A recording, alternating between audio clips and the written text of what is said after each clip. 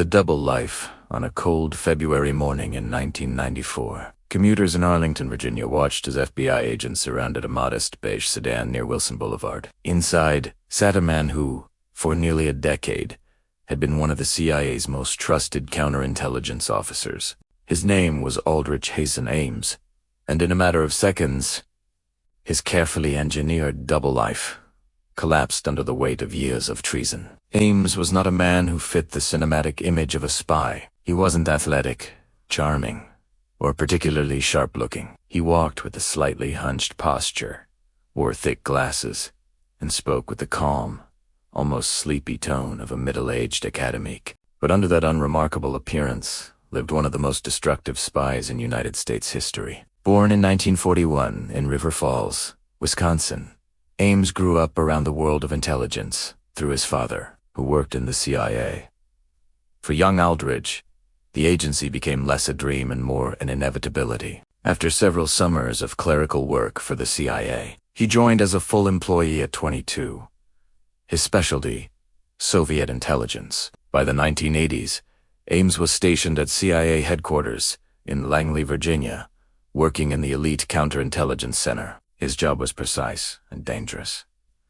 He handled files on Soviet double agents working secretly for the U.S. Takedown names, faces, safe houses, mission codes, and secret communication channels. And this access was exactly what the KGB needed. In 1985, struggling with debt and facing a failing marriage, Ames made a decision that would change the course of Cold War history. He walked into the Soviet embassy in Washington, D.C., not in disguise, not secretly, not at night, but in broad daylight. He left a message for the KGB, offering his services in exchange for cash. It was a betrayal so bold that even the KGB thought it was a trap, but it wasn't.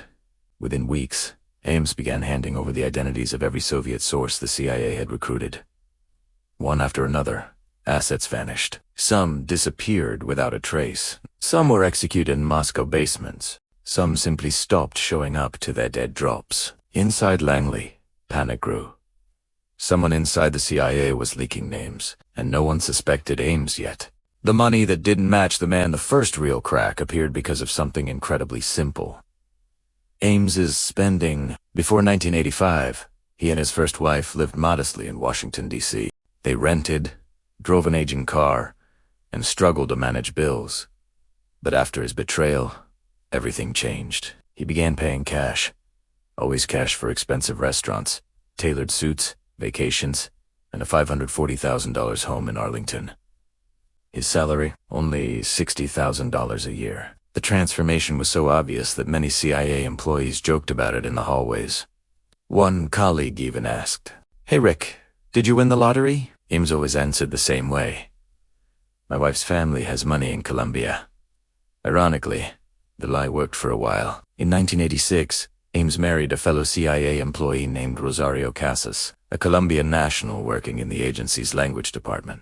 She had no idea he was already a KGB spy. But her family background became the perfect cover for Ames's unexplained wealth. For the next several years, the CIA hunted the traitor responsible for losing their Soviet assets. They investigated 3 officers closely, but not Ames, because the agency assumed he would never betray them. The truth was far darker. By 1991, Ames had received more than $4 million from the KGB, making him the highest-paid foreign agent in Soviet history. And still, no one suspected him. The FBI takes over in 1991, after the fall of the Soviet Union. CIA leadership grew desperate. American assets inside Russia had been executed or imprisoned. The agency's Moscow station was nearly blind. Something was deeply wrong. Finally, the CIA reached out to the FBI for help. A rare admission of defeat between 2 rival organizations. A joint task force began secretly analyzing suspicious CIA employees. This time, the investigators didn't look only at access or behavior.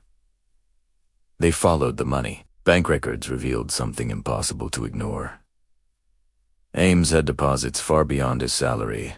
He paid for his house in cash. He drove a brand new Jaguar. He traveled internationally without raising alerts in one FBI memo. An agent wrote, "His spending cannot be explained through any legal means." Still, the FBI needed evidence. Real evidence. So they wired his car. They tapped his home phone. They placed microphones inside the walls of his office.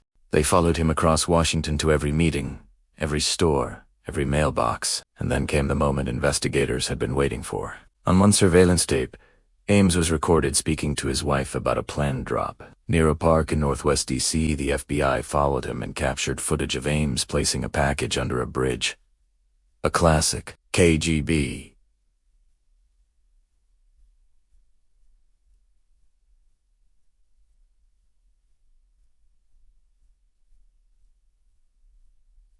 KGB communication method. This was the proof the government needed, and the end was now inevitable. The final drop. By late 1993, the FBI had built a surveillance net around Aldrich Ames that was as tight as any ever deployed against a U.S. intelligence officer. Agents rotated in 8-hour shifts, shadowing him across Arlington, McLean, and Washington, D.C. They studied his routines, tracked his communication patterns, and even analyzed his trash. They were waiting for one thing: Ames attempting contact with his Russian handlers. On October 12, 1993, they got it. That morning, Ames left his Arlington home on North Randolph Street earlier than usual.